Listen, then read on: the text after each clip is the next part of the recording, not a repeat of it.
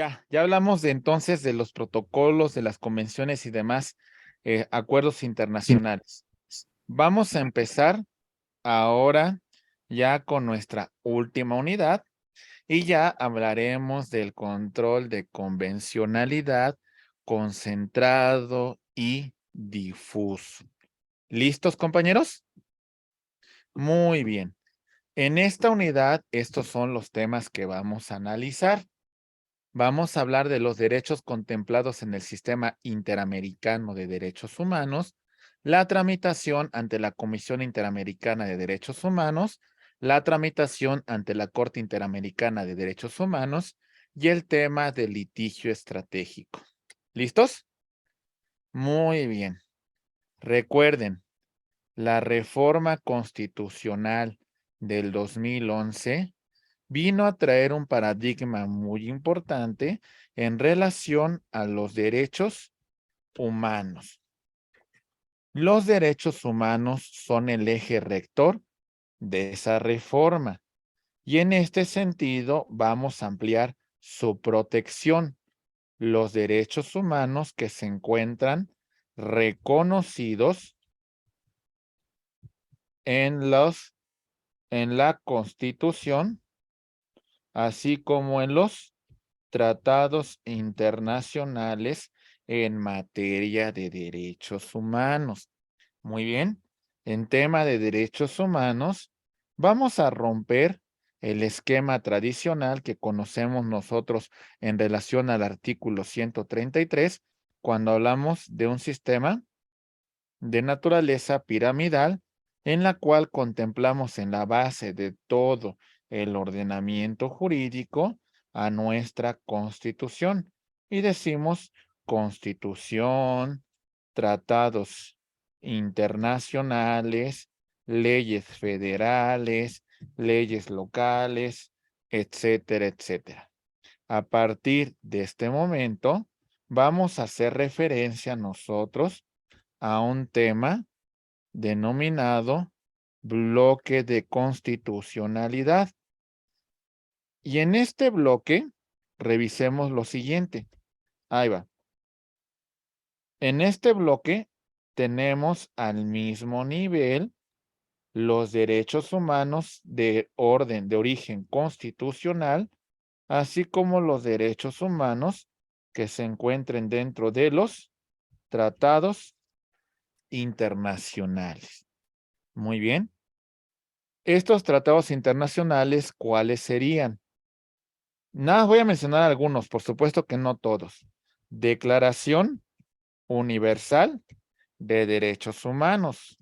Y de esta declaración, sus protocolos, sus convenios y sus acuerdos derivados de la misma, ¿verdad?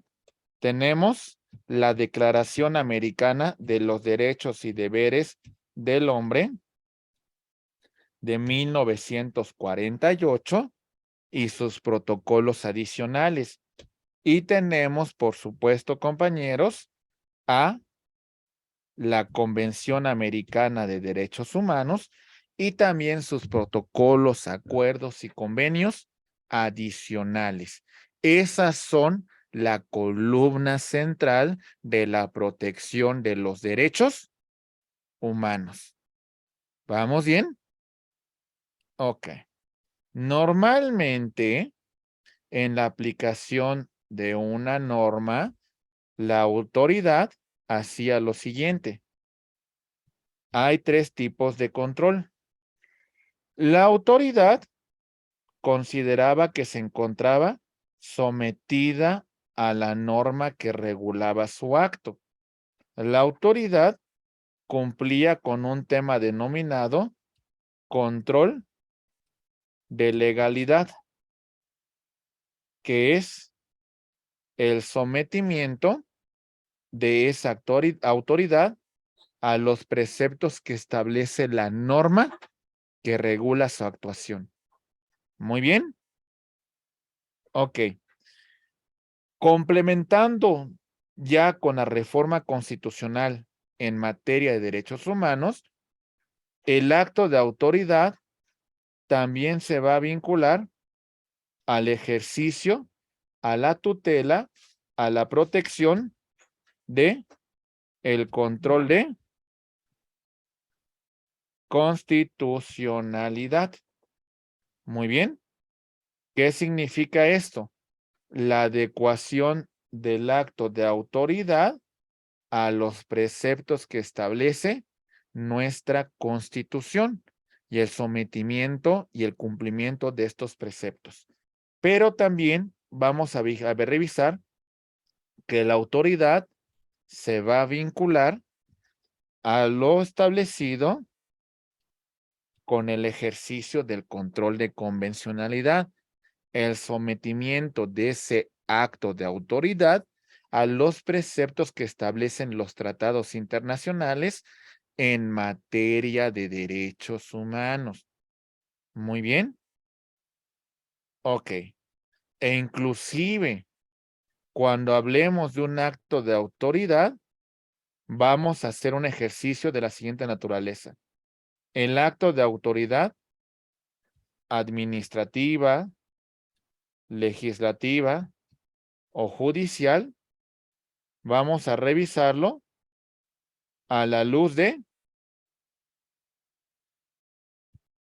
la norma que regula su actuación, y de aquí vamos a partir de hacer un ejercicio de interpretación conforme. La norma que esté acorde con la Constitución, la norma que esté acorde con los tratados internacionales en materia de derechos humanos. ¿Vamos bien, maestros? ¿Sí? Muy bien. Y también aplicamos el principio pro persona. En todo caso, aplicaremos la norma que proteja con mayor amplitud los derechos humanos de la persona. Entonces, principio pro persona. Vamos a garantizar los derechos humanos que sean más favorables para el ser humano. Eso es lo que vamos a aplicar nosotros en este caso en particular. ¿Lo entendemos? Muy bien. La Constitución es una norma de aplicación vinculante. La Constitución es una norma de aplicación directa. Bajo esa consideración, con antelación se establecía el ejercicio de un control de constitucionalidad que vamos a llamar concentrado. ¿En quién? Concentrado en el Poder Judicial de la Federación. Y también tenemos un control de constitucionalidad difuso. ¿En quién? Distribuido entre todas las demás autoridades. Lo mismo podríamos mencionar en el ejercicio del control de convencionalidad. ¿Cuáles son los mecanismos que contempla la Constitución para protegerse de actos que la pudiesen vulnerar, que la pudiesen lesionar? Tenemos que los mecanismos que contempla la Constitución, por mencionar algunos, son el juicio de amparo, artículos 103 y 107, la controversia constitucional, artículo 105, fracción 1, las acciones de inconstitucionalidad, artículo 105, fracción 2, la justicia electoral, artículo 99, por conducto del Tribunal Electoral del Poder Judicial de la Federación, la defensa de los derechos humanos a través de la Comisión Nacional o las comisiones locales, artículo 102, apartado B, juicio político y declaración de procedencia, artículos 110 y 111 de la Constitución. Muy bien. Ok. En este sentido, mis queridos maestros, ustedes distinguen la diferencia entre derechos humanos ¿Qué son los derechos humanos? Son los derechos inherentes a mi naturaleza de ser humano. Los tengo por el simple hecho de existir. Aquí está. ¿Qué hacemos para hacer más efectivos los derechos humanos? Esos derechos humanos los vamos a plasmar en documentos, en normas fundamentales. ¿Sale? No se otorgan, se reconocen. Entonces, los vamos a positivizar.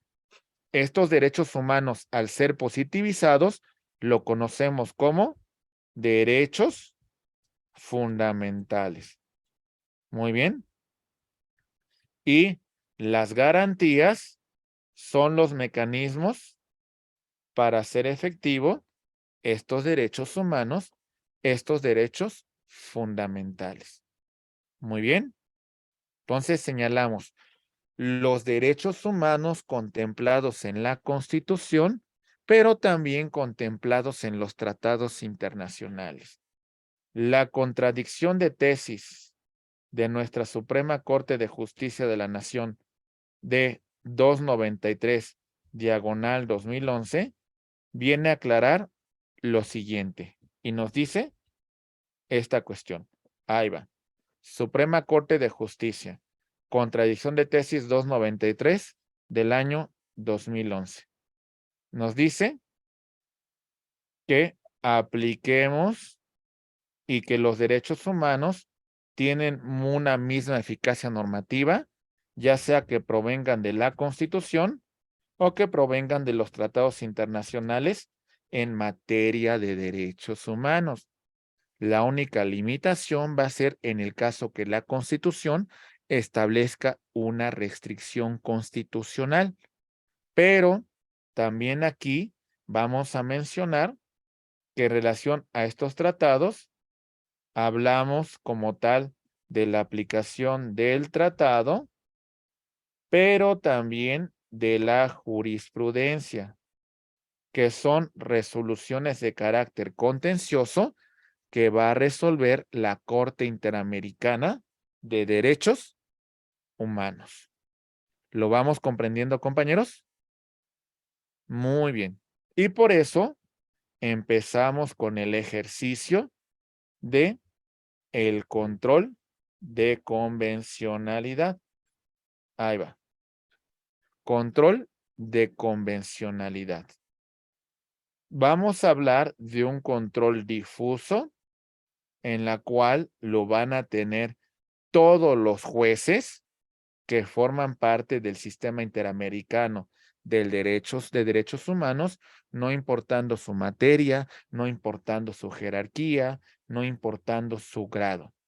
Todos van a ejercer un ejercicio de control de convencionalidad.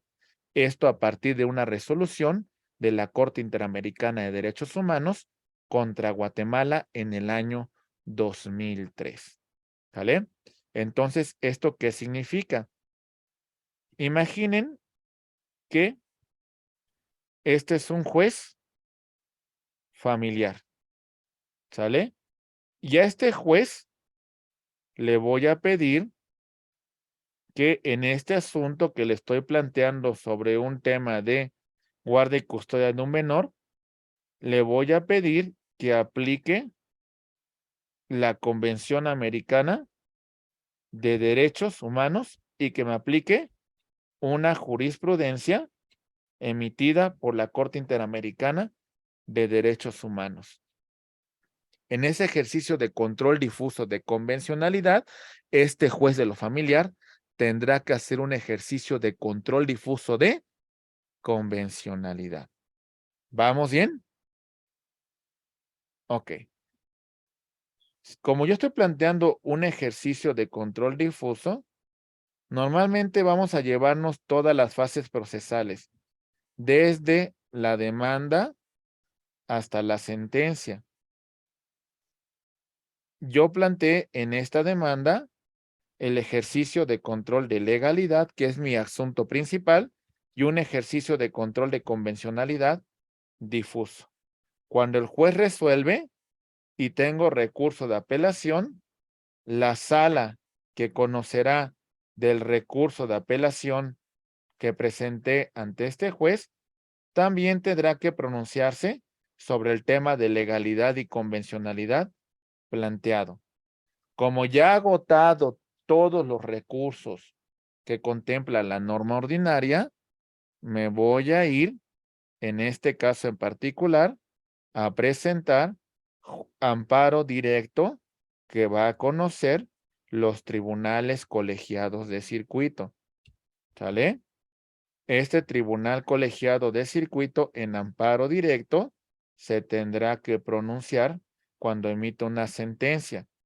Pero como es un asunto que contempla un tema de interpretación directa de un precepto establecido en una convención, en la Convención Americana de Derechos Humanos, en revisión de este amparo directo se pronunciará la Suprema Corte de Justicia de la Nación. Hemos agotado todos los recursos ordinarios internos.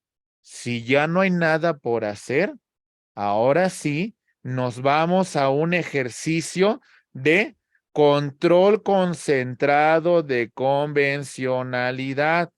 Y en este punto, compañeros, vamos a partir de los dos órganos que integran este control, la Comisión Interamericana de Derechos Humanos y la Corte Interamericana de Derechos Humanos. Agotamos primero el control difuso y después el control concentrado. Es decir, ejercemos el control de ambas formas. ¿Vamos bien? Ok, siguiente. Fundamento del control de convencionalidad internacional. Aquí voy a agregarle uno. Declaración Universal de Derechos Humanos. Entonces tenemos Declaración Universal de Derechos Humanos, tenemos Declaración Americana de Derechos Humanos y tenemos Convención Americana de Derechos Humanos. Nacional. ¿Qué tenemos? Reforma Constitucional del 2011 y el caso Rosendo Radilla Pacheco contra México. ¿Vamos bien? Ok, muy bien.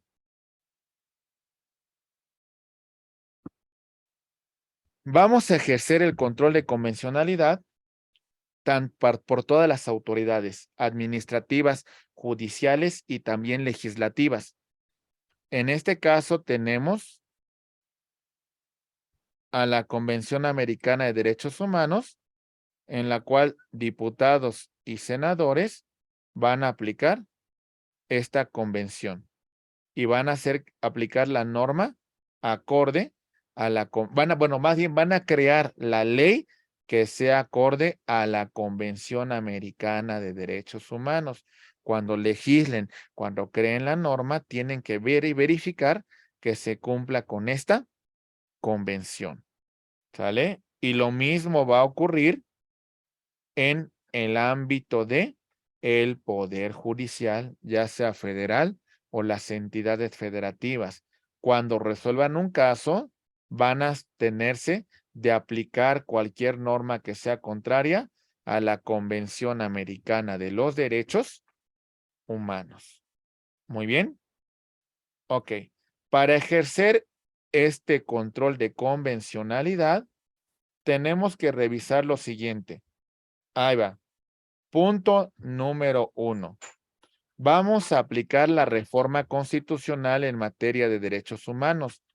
Aplicamos el principio de interpretación conforme y el principio pro persona. Interpretación conforme. La norma que sea más favorable, la norma que otorgue mayor amplitud, perdón, principio pro persona, la norma que otorgue mayor amplitud, la norma que tenga menos restricciones para la protección de los derechos humanos. En el tema de interpretación conforme, recuerden el acto de autoridad. el acto de autoridad. En este caso, vamos a revisarlo. Este acto, que puede ser de naturaleza administrativa, ¿vale? Legislativa, jurisdiccional. Este acto se va a revisar a la luz, compañeros, de la norma que regula su actuación y esta, a su vez, a la luz de la Constitución, a la luz de los tratados internacionales en materia de derechos humanos. Muy bien, que estas disposiciones no contravengan estos tratados, estos acuerdos. Muy bien. ¿Cómo ejercemos el control de convencionalidad? Primer punto. Partimos que el acto de autoridad está acorde con el principio de constitucionalidad y de convencionalidad. Entonces, vamos a calificar y creemos que ese acto, ok, de acuerdo con el ejercicio de control de convencionalidad y de constitucionalidad. Va, le doy el visto bueno, le doy el voto de confianza, pero de alguna manera, si tenemos una consideración de que hay una vulneración a derechos humanos, vamos a realizar una interpretación conforme. Vamos a revisar el acto a la luz de nuestra Constitución, pero a la luz también de los tratados internacionales en materia de derechos humanos. Y cuando haga ese ejercicio, ¿qué norma voy a aplicar? Compañeros, la que sea más favorable a los derechos humanos. Y vamos a desechar toda interpretación incompatible o de menor alcance protector. ¿Sale? Muy bien. Si no se puede lograr el efectivo ejercicio del control de convencionalidad porque consideramos que el acto, que la norma es contraria al tratado, lo que vamos a hacer es desaplicar esa norma. ¿Sale? Y preferiremos la aplicación del tratado internacional. En ese punto, ahora sí, revisamos el Sistema Interamericano de Derechos Humanos. Sistema Universal. La ONU, 1945, y la Declaración Americana, Declaración Universal de los Derechos Humanos, 1948. Sistema regional. Organización de Estados Americanos, 1948, Declaración Americana de los Derechos y Deberes del Hombre, 1948, Convención Americana de Derechos Humanos, 1969, entró en vigor hasta 1981 y México aceptó la competencia contenciosa de los órganos hasta el año de 1998.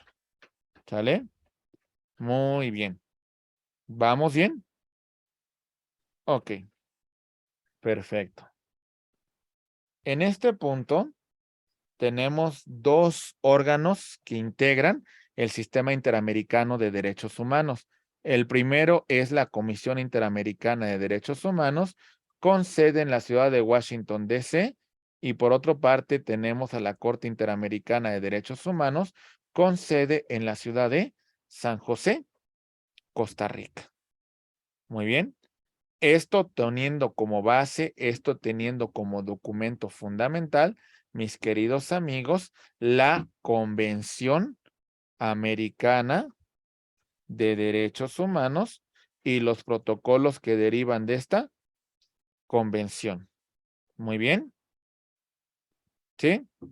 Y bueno, tenemos que no todos los estados han admitido a esta Convención Americana de Derechos Humanos. Tenemos fuera a Canadá, a los Estados Unidos, tenemos fuera a Cuba, tenemos fuera a Venezuela, a la Guyana y demás islas del Caribe. Varios estados no han aceptado la competencia de estos órganos. Muy bien. Y por otra parte, tenemos nosotros la Declaración Americana de los Derechos y Deberes del Hombre. Esta declaración da origen a un órgano que es la Comisión Interamericana de Derechos Humanos, pero en este momento sus resoluciones quedan en simples recomendaciones. ¿Sale? ¿Algún comentario, compañeros? ¿Vamos bien? Ok, muy bien. Ahí va.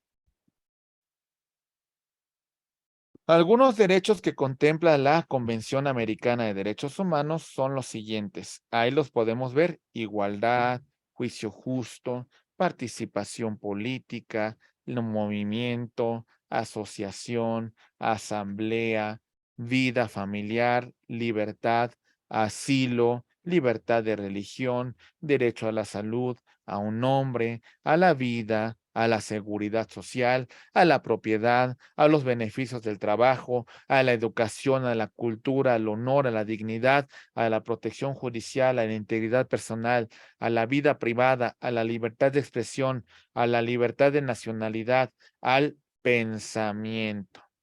¿Sale? Algunos derechos que se contemplan. Y la pregunta es, ¿y qué voy a hacer en el caso de que un acto de autoridad viole mis derechos humanos contemplados en la Declaración Americana de los Derechos y Deberes del Hombre o en la Convención Americana de Derechos Humanos y sus protocolos adicionales? ¿Qué voy a hacer? Bueno, primero, compañeros, lo que tendría que hacer es agotar todos los recursos internos que regule el acto de autoridad. Me voy al juicio principal. Sobre ese juicio principal se ha dictado sentencia. Si esta sentencia se tiene que apelar, apelo la sentencia. Si la sala llega a confirmar la sentencia, bueno, ahora me voy al juicio de amparo. Y si en el amparo se vuelve a confirmar esa sentencia que hemos mencionado con antelación, pues bueno, ahora sí, de ahí, compañeros, pues vámonos al siguiente punto. Ok. Como es una cuestión de convencionalidad que se planteó desde un principio, pues bueno, la cuestión de que el asunto pueda llegar hasta la Suprema Corte de Justicia de la Nación. Todo un tema de recursos que tenemos que agotar. Si ya no existe nada, si ya hemos agotado la jurisdicción ordinaria en primera instancia y en apelación en segunda instancia ante la sala, si ya nos fuimos al amparo directo y se confirma esa resolución y la Corte vuelve a confirmar en amparo directo en revisión sobre la cuestión planteada, ya ha agotado todos los recursos internos. Lo que va a ocurrir aquí, mis queridos maestros, es que voy a presentar mi petición ante la Comisión Interamericana de Derechos Humanos. Lo voy a hacer de manera personal. Acudan un grupo de personas, pero individualizamos a cada una de las víctimas, o en su momento se presenta por conducto de la ONG. Cuando presento mi petición, la medida cautelar es que el Estado ya no realice ningún acto que pueda violar los derechos humanos de la víctima, hasta en tanto no se resuelva si existe o no violación a los derechos humanos. Como les mencioné con antelación, hay que individualizar a las víctimas. No podemos hablarlo así de forma, de forma ilimitada, no. Hay que señalar quiénes son las víctimas en caso de la violación de los derechos humanos contempladas en esos acuerdos que hemos señalado con antelación. Muy bien. Ok. Seguimos. Y bueno, en mi petición tengo que explicar cuál es la acción, es decir, un hacer, o en su caso, cuál es la omisión, es decir, un no hacer que vulnera los derechos humanos contemplados en la Convención Americana de Derechos Humanos. En este punto vemos que un acto de corrupción de este servidor público permitió la construcción de esta empresa que contamina un río y le causa una afectación a la población civil. Muy bien. Ok, ya destacamos. Yo no me puedo ir directamente al sistema interamericano. Hay que agotar la jurisdicción ordinaria, hay que agotar las apelaciones que se tengan, hay que agotar el amparo, hay que llegar hasta la última instancia jurisdiccional y si aún agotando todo sigue subsistiendo la violación de derechos humanos, pues bueno, entonces yo tengo un plazo de 6 meses a partir de que se me notificó la sentencia que ya ha causado estado y habiendo agotado todos los recursos para interponer un recurso ante la Comisión Interamericana de Derechos Humanos. 6 meses. Sobre esa petición, si otro organismo internacional ya la conoce, por litispendencia la comisión no podrá conocerlo. De no ser el caso, entonces la comisión va a entrar al estudio de mi petición. Y en ese punto, ¿qué informes va a emitir la Comisión Interamericana de Derechos Humanos? Bueno, en ese sentido, va a emitir un informe de evaluación inicial, en la cual va a verificar si efectivamente existe la vulneración a los derechos humanos contemplados en la Declaración Americana de los Derechos y Deberes del Hombre o en la Convención Americana de Derechos Humanos o en los protocolos que derivan de estos acuerdos. Muy bien. Después, si califica que ha lugar a mi petición, rendirá un informe de admisibilidad, notificará al Estado responsable y lo que va a buscar con esto es de que las partes lleguen a un acuerdo. Muy bien. Si no es el caso, rendirá un informe sobre admisibilidad la Comisión Interamericana de Derechos Humanos, tomando en cuenta la petición, tomando en cuenta el tema de la petición, tomando en cuenta la contestación de por parte de la autoridad, ¿sale? Y asimismo las pruebas que se desahoguen. Sobre eso emitirá este fondo. Fondo que de no cumplirse por el Estado, podrá enviar la demanda correspondiente ante la Corte Interamericana de Derechos Humanos. ¿Vamos bien, compañeros? Ok, vámonos por los pasos. Bien. Paso número 1.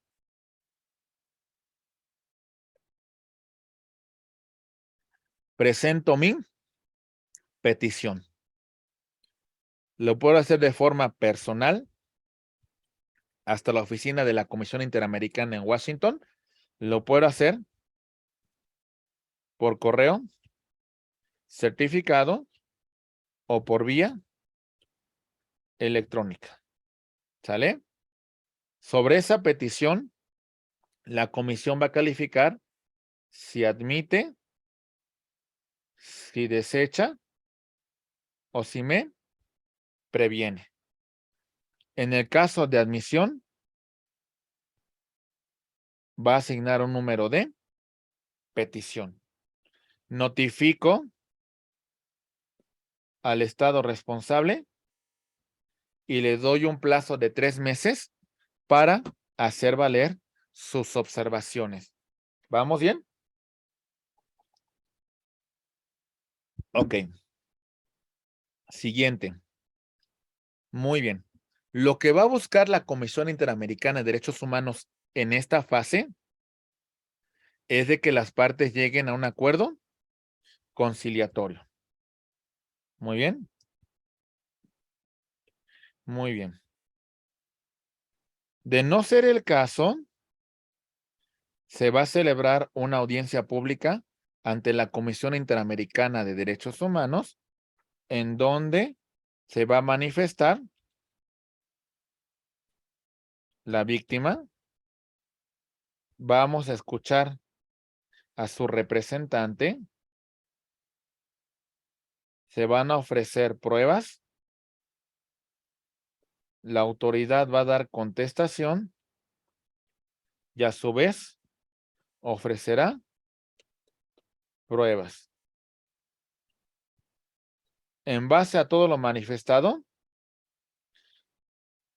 la Comisión Interamericana de Derechos Humanos emitirá un informe de fondo. Muy bien. Ok. Sobre ese informe de fondo, mis queridos amigos, vamos a tener nosotros una cuestión muy importante. La cuestión de que vamos a darles 4 meses a las partes para que hagan sus observaciones. Llegamos al término de 4 meses y sobre estas observaciones, la comisión va a resolver si confirma o no el informe sobre admisibilidad y el informe sobre fondo. Muy bien. Ok, ya, lo ratifica. Le voy a dar un lapso de 3 meses al Estado para que dé cumplimiento a ese informe de fondo. Muy bien. En base a ese informe de fondo,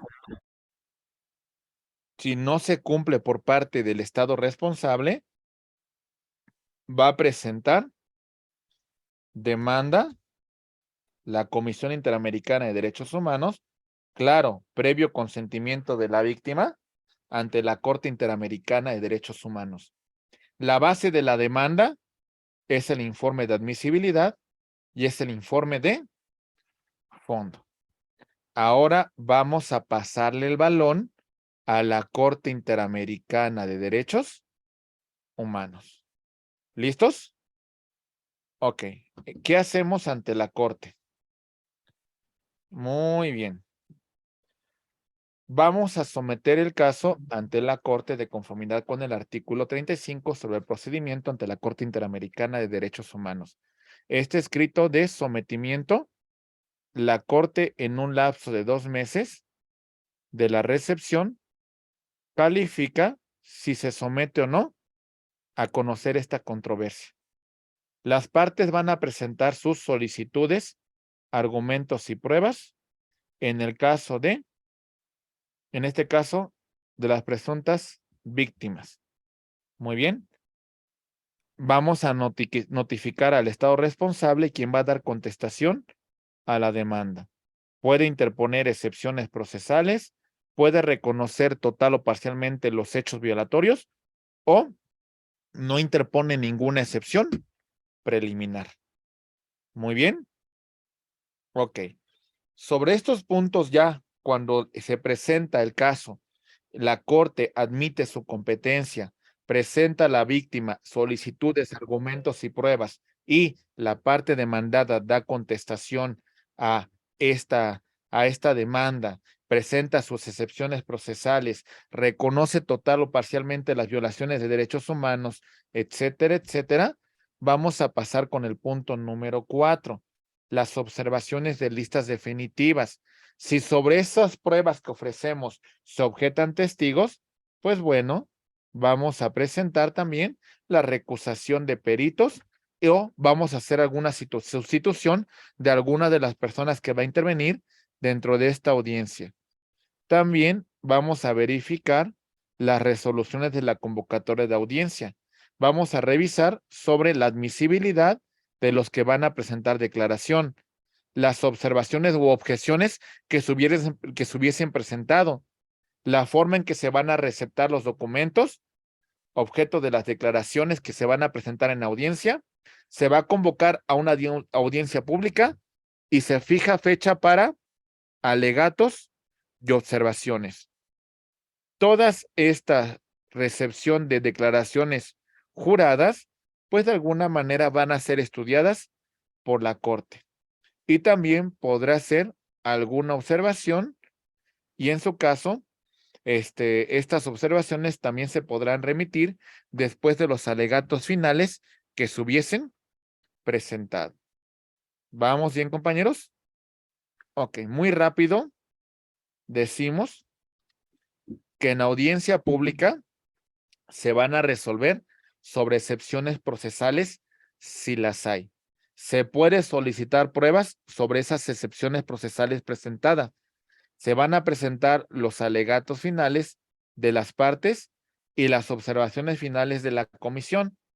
Si las partes o la comisión presentan pruebas con sus alegatos finales, van a ser objeto de desahogo. Bien, sobre todo lo anteriormente señalado, van a ser observaciones de los anexos presentados por la contraparte y en todo caso la prueba para mejor resolver. Se va a dictar una sentencia, ¿sale? En el caso de cuestiones de fondo, así como las reparaciones y costas de todo lo actuado en el presente controversia. Si tenemos duda en relación al contenido de la sentencia, vamos a solicitarle al juez la interpretación. Y esa sentencia de interpelación implica la cuestión del cumplimiento obligatorio. Vamos a verificar que la sentencia se cumpla en su totalidad. ¿Y qué van a hacer la Corte Interamericana de Derechos Humanos? Va a revisar que se cumpla con esa sentencia por conducto del Estado responsable, por conducto de las ONGs, de las víctimas que hubiesen resultado afectadas por el acto de autoridad. Se velará por el respeto a sus derechos. Muy bien. Ok, compañeros. Entonces, en base a todo esto que actuamos, concluimos con este punto. Litigio estratégico. Desde que yo planteo mi cuestión principal, voy a plantear el tema de legalidad y en este caso, un tema de convencionalidad. Hay que agotar toda la primera instancia. Vamos a apelar y si se confirma, ya hemos agotado los recursos ordinarios, nos vamos al amparo. Y si el colegiado cuando emite su sentencia sigue subsistiendo la violación, como hay un tema de convencionalidad que se planteó, vamos a llegar en amparo directo en revisión ante la Suprema Corte de Justicia de la Nación. Muy bien. Si aún agotado todo esto sigue habiendo la violación de derechos humanos contemplados en la Convención Americana de Derechos Humanos o en la Declaración Americana de los Derechos y Deberes del Hombre o en los protocolos que derivan de estos tratados, vamos a verificar y presentar nuestra petición ante la Comisión Interamericana de Derechos Humanos, quien va a hacer una evaluación inicial, si admite o no a trámite, si existe o no la violación de derechos humanos. En el caso que admita, rendirá un informe sobre admisibilidad y bueno, si no se llega a un acuerdo, va a emitir un informe de fondo. Sobre ese informe de fondo, la Comisión Interamericana de Derechos Humanos, con previa autorización de la víctima, va a presentar su demanda ante la Corte Interamericana de Derechos Humanos y bueno, con todo este procedimiento que hemos mencionado con antelación, emitir una sentencia que entre comillas es vinculante, que entre comillas es obligatoria. ¿Hasta acá me entendieron todo este tema procesal que estamos mencionando, compañeros? Lo importante es analizarlo, lo importante es comprenderlo. Bien, entonces, en conclusión, todo lo que vimos el día de hoy tiene que ver con cuestiones prácticas, ¿sale? Bueno, es una materia que complementa mucho su maestría. Por supuesto que a lo mejor ustedes me dicen, no, es que la audiencia inicial, es de que la audiencia intermedia, no, ya tendrán tiempo para eso. Pero también es importante conocer la naturaleza de los tratados internacionales y su aplicación práctica dentro del sistema acusatorio adversarial, porque de verdad que muchas cuestiones desde aquí ustedes las van a plantear desde el tema del litigio estratégico. ¿Se dan cuenta de todo lo que tenemos que hacer para posiblemente llegar al sistema interamericano de derechos humanos? Eso no son meses, ¿eh? Son años de litigio. Son años que tenemos que no cansarnos, que tenemos que no tirar la toalla, que tenemos para que se resuelva una controversia en la cual se vulneran derechos humanos. Muy bien.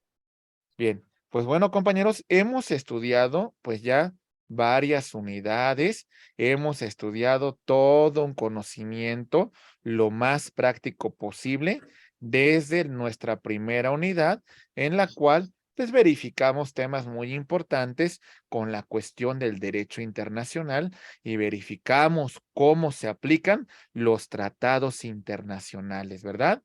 En una segunda unidad, empezamos analizando la función que realiza la Organización de las Naciones Unidas y hablamos del Estatuto de Roma y la Corte Penal Internacional, señalando lo referente a los delitos de genocidio, crímenes de lesa humanidad, crímenes de agresión y también la cuestión de los crímenes de guerra, ¿verdad? Para Sí, para llegar al análisis muy práctico de la violación a los derechos humanos, crímenes contra la humanidad. El caso del pueblo judío, el caso del pueblo armenio, el caso de Camboya, el caso de Ruanda, el caso de la ex Yugoslavia, para que después de analizar cada uno de estos casos que revisamos, pues llegamos a un punto importante en la cual revisamos el tema de la Organización de las Naciones Unidas y sobre todo los tratados internacionales en materia de derechos humanos. Previamente a esta cuestión, revisamos la función del derecho internacional humanitario, los principios que lo rigen y la importancia del derecho de la Haya que regula la situación del conflicto y la Convención de Ginebra que regula lo referente a los que intervienen en este conflicto armado, pero que no participan porque eran beligerantes y depusieron las armas, están enfermos, fueron heridos, o también el tema de la población civil. Muy bien. Ya para llegar a nuestra última unidad, en la cual analizamos el ejercicio del control de convencionalidad en su vertiente de difuso, que tienen todas las autoridades, compañeros, de verificar su acto a la luz de la Convención Americana de Derechos Humanos. Pero también hablamos del control concentrado de convencionalidad, que lo van a tener dos órganos del sistema interamericano.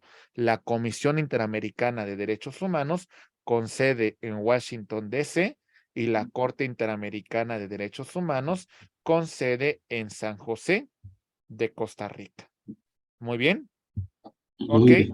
y bueno, y con esto prácticamente llegamos a la conclusión con el procedimiento ante el Sistema Interamericano de Derechos Humanos. ¿Alguna duda que tengamos hasta aquí, compañeros? ¿Alguna cuestión pendiente?